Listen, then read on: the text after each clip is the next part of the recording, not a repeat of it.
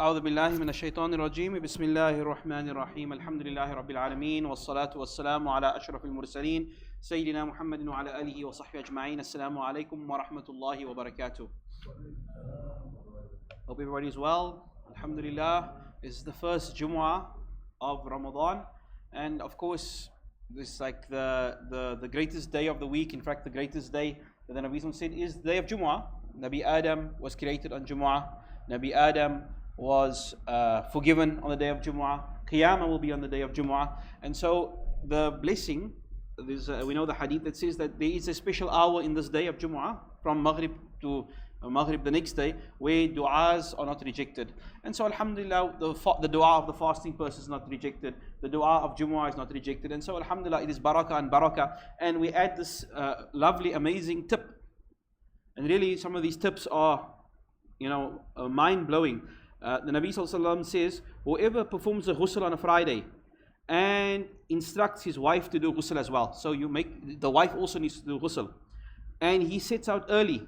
You leave your house early. And you meaning coming to the masjid early. And you come close to the imam. So don't sit at the back. So you make the effort tomorrow for Jumu'ah. Tell your wife to ghusl. You ghusl. Come early before the imam and sit in the front saf. Sit in the front saf. And listen and keep quiet. Don't play with your phone. Be completely attentive for that half an hour, whatever it might be. And what is the reward for you? For every step you took towards the masjid, you will have the reward of fasting one entire year and praying qiyam one entire year. How many steps? You have these step counters now on your watch. Ismail always shows me 15,000 steps, whatever it is that he does for the day. And I imagine coming from the masjid, from your house to the masjid. Alhamdulillah, I live quite far from the masjid. I hope that driving also counts as steps.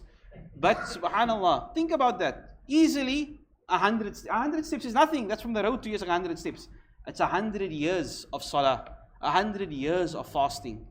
That's a very easy sunnah to do. Very easy sunnah to do. So inshallah, please, this is our first Jumu'ah in Ramadan. We only have a few Jumu'ahs, and then alhamdulillah, it will be over. So we continue with Nabi Nuh, and we said that Nabi Nuh's people opened a new chapter in our relationship with Allah subhanahu wa ta'ala. Iblis cracked the code of shirk. And he managed to get the people of Nabi Nuh to worship idols. And we spoke about yesterday Nabi Nuh's frustration. That he is pleading and begging and going to them. And he's doing everything in his power.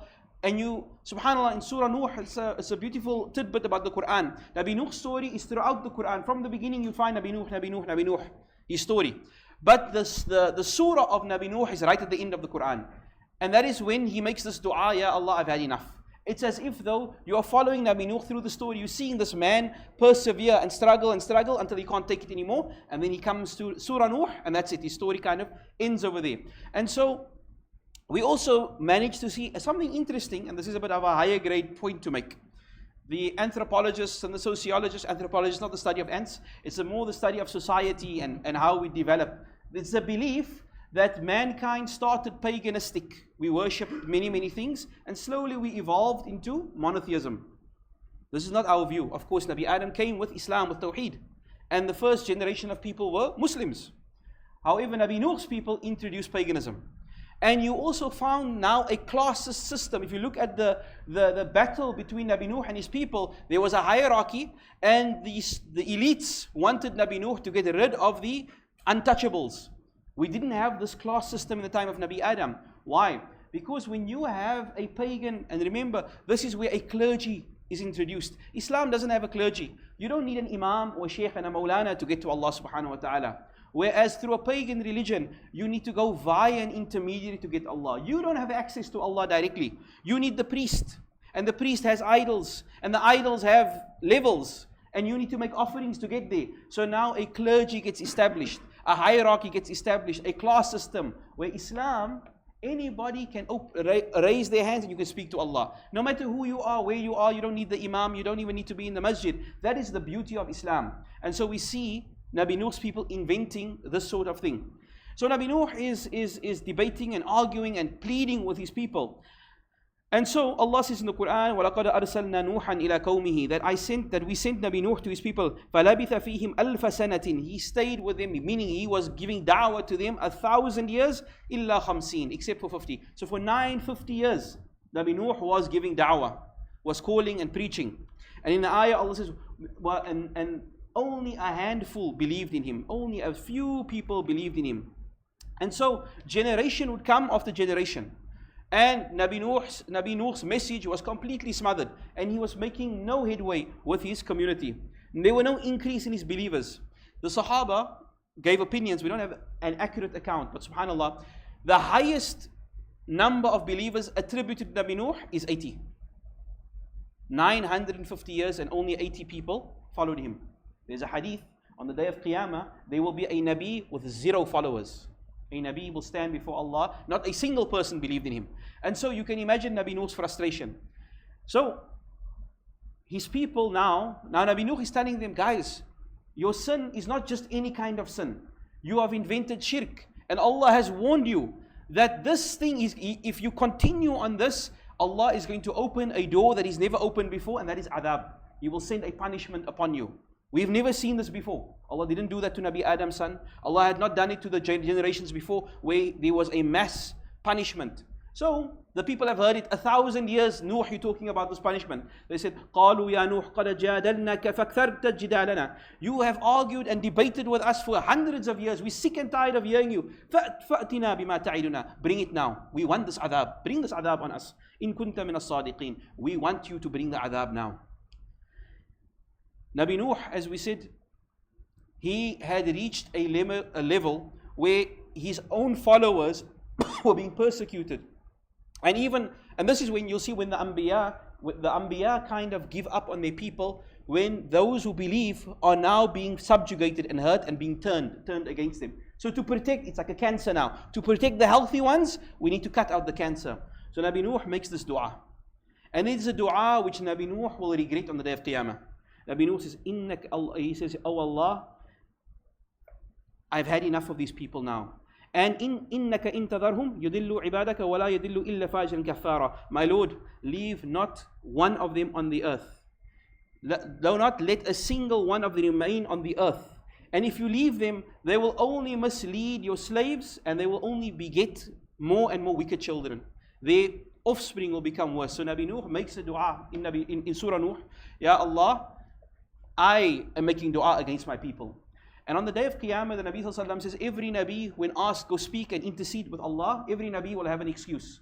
Nabi Nuh's excuse will be this. He will say, Allah had given me a special dua, and I used that dua to destroy my people. It's like Allah gives the adab, is Allah's adab, but He gives it to the Nabi, the Anbiya.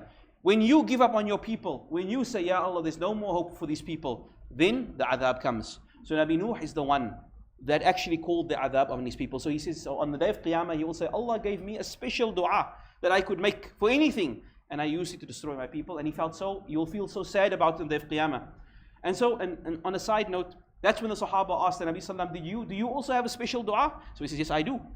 What are you going to use your dua for? He said, I'm going to keep it for Qiyamah, to make dua for you. That is my dua for you. On the day of Qiyamah, when no one is allowed to make dua, he's going to say, Ya Allah, I still have a dua in my pocket that I didn't use. I need to make dua now on Qiyamah. So Allah accepted Nabi Nuh's dua. And Allah says to Nabi Nuh, وَاسْنَعَ الْفُلْكَ بِأَعْيُنِنَا. Build a ship. Build a ship. وَوَحَيْنَا وَلَا تُخَاطِبْنِي فِي الَّذِينَ ظَلَمُوا. And build a ship, and once the time comes, do not dispute. Now, once the time comes, when Allah takes a decision, no second guesses. That's it. Then do not ask me about those who commit this. إِنَّهُمْ مُغْرَقُونَ. They will be drowned. There is no second chances now. And so Nabi Nuh starts building the ship. And the people started mocking, saying, Nah, Nuh, you've lost the plot completely. We thought you were crazy. Now you're completely gone insane. Right? You're building a ship in the middle of town. You're building a ship in the desert. How is it possible? What are you doing?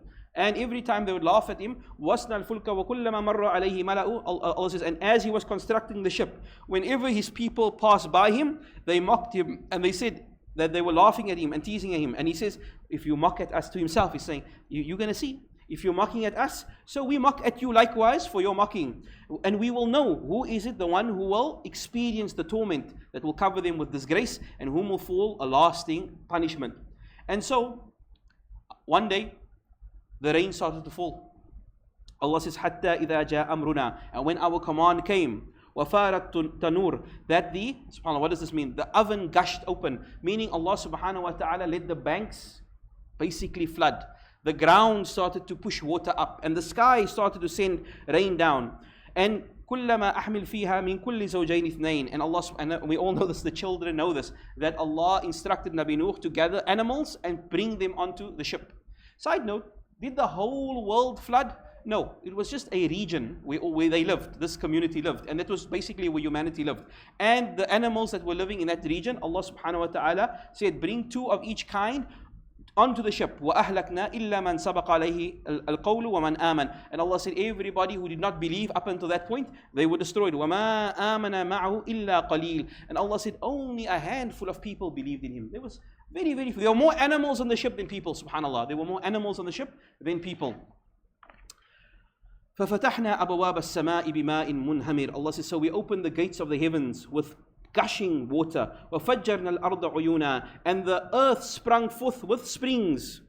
فَالْتَقَى الْمَاءُ عَلَى أَمْرِ قَدْرٍ قَدْ قُدِرٍ. And so the 2 waters met. The water of the air, the sky, the rain, and the water of the ground met. And obviously this became a huge flood. وَحَمَلْنَا عَلَى ذَاتِ الْأَلْوَاحِ وَدُسُرٍ. And Allah says, and we carried them on a ship made of planks and nails. تَجْرِي بِأَعْيُنِنَا. It was pushed back and forth, it was moving, but we were watching over it. جَزَاءً لِمَنْ كَانَ كُفِرٍ. And this was a reward for those who were rejected, the outcasts. This ship is a ship full of outcasts. They were rejected, but Allah subhanahu wa ta'ala protected them. Now Allah subhanahu wa ta'ala tests the Anbiya, subhanAllah. And this is why Nabi Nuh is one of the Ulul Azm. After serving and giving his life to the da'wah, and he must have said his family, guys, now the rain is coming. Clearly you see I'm not crazy. You doubted me. Just come on the ship. Please just come on the ship. And his wife and his son refused. His wife and his son refused. Allah says, ضَرَبَ اللَّهُ مَثَلَ الَّذِينَ كَفَرُوا امْرَأَةَ نُوحٍ وَامْرَأَةَ لُوطٍ. That Allah gives an example of 2 disbelieving women. The wife of Nabi Nuh and the wife of Nabi Lut. We'll talk about the wife of Nabi Lut when the time comes. And of course, in the Quran we know that Nabi Nuh's son was one of those, also was on the ship. And he said, Ya Bunayya, my son, come on the ship. And subhanAllah, we take these stories lightly. But imagine you are the one giving da'wah and calling, and your own son is laughing at you. Your own son is embarrassed about you. Your own son cuts you off. And now after 900 years, your own son was like stabbing you in the back. When the rain comes, he says, my boy, come. You can see now, I've been telling the truth. He says, Dad, I don't want to go near you. I'm not interested. I'm going to go on the hill. And Nabi Nuh is saying, you can't escape Allah's punishment. You can't escape this rain. There's a place for you here. And he kept running away until a wave overcame him, and he was of those who drowned. And then Nabi Nuh said, Ya Allah, hada ibni, this is my son, this is my child, Ya Allah. You told me I shouldn't ask you for what those who are to be punished, but I'm asking you, Ya Allah, this is my child, Ya Allah. And Allah says, O Nabi Nuh, O Nuh, don't ask me that which you don't know. He is not your son. He was a sinner. He had transgressed. And Nabi Nuh says, Ya Allah, I accept. If this is your decree, then I accept. Side note, the Anbiya, sometimes we're very quick to curse the sinners. It's good. Khujub. Allah must punish you. Allah must destroy you. You don't find that in the Quran about the Anbiya. When the adhab comes, they actually feel very sorry for their people. They feel very sorry when the adhab comes. The same people that were cursing them, fighting them, hurting them, when the adhab comes upon them, they take no joy in that. They feel very sad and sorry. It will be a theme in the Quran. And so the flood, for many, it mentions here 40 days, Allah alam, the extent of time that the rain continued to fall, and that community, which was basically humanity, all of humanity was in this little valley. They all had perished, and Nabi Nuh and the animals were on the ship. And then of course the ship comes to a stop, and Allah says in the Quran that the ship landed in a place called Judi. A place, Allah alam, where is this? It's a mountain. Some mention it's in Turkey, but Allah says in the Quran that the ship of Nabi Nuh settled on a hill called Judi. And then Allah subhanahu wa ta'ala said that the people should disembark, and mankind basically begins again. And that's why Nabi Nuh is the second father of humanity. The Prophet Nabi says in a hadith, when the death of the messenger of Nuh approached, when Nabi Nuh was about to die, he called his sons and those who were alive. He says, indeed, I would give you far-reaching advice, commanding you to do 2 things and warning you against 2 things. So he says, I charge you to believe that there is La ilaha illallah. Nabi Nuh believed, I had now exterminated shirk. It was a bad thing, but cancer is finished. I've cut it out good and it's done forever. You've seen what shirk brings. do not commit shirk. And that if the 7 heavens and the 7 earths were put on the one side of the scale and La ilaha illallah was on the other side of the scale, then La ilaha illallah would outweigh all of it. And I warn you against associating partners with Allah and against having pride. So Nabi Nuh is saying, let us never see shirk again in our time. Shirk should now be over. And so when shirk ended, when Nabi Nuh and his people were destroyed, Nabi Nuh believed that shirk would be over, but Shaitan had cracked the code. And he will use this to great effect in society after society. And so now begins a new chapter, if you almost were to say season 2 of humanity, is the season of shirk and destruction. Now we're going to have Nabi after Nabi coming. The people committing shirk, and they cross the line, and then Allah subhanahu wa ta'ala destroys them. And so we'll continue with those Anbiya. Some questions about Nabi Nuh and Nabi Adam. Some ask, so how come did Nabi Nuh and Nabi Adam live so long, whereas the Prophet ﷺ says we will only live about 63 years? Well, we spoke about this yesterday.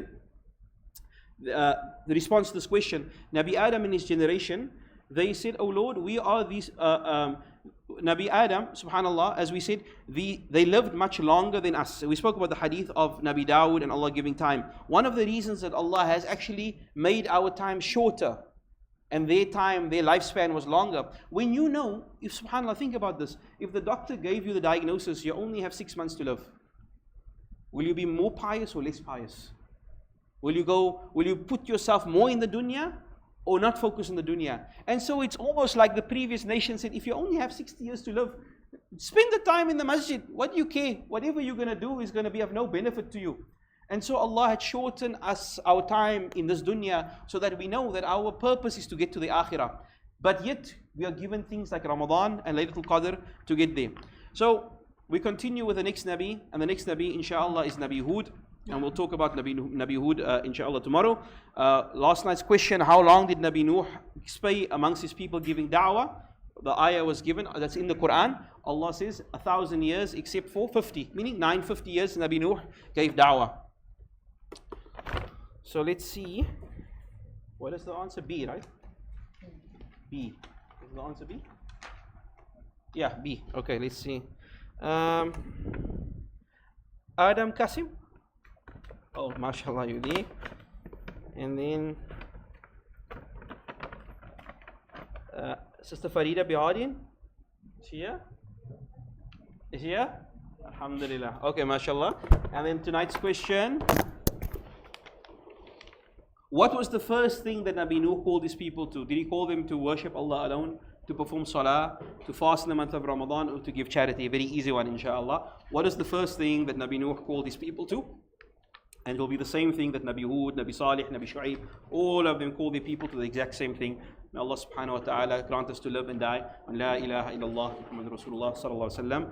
Assalamu alaikum wa rahmatullahi wa barakatuh.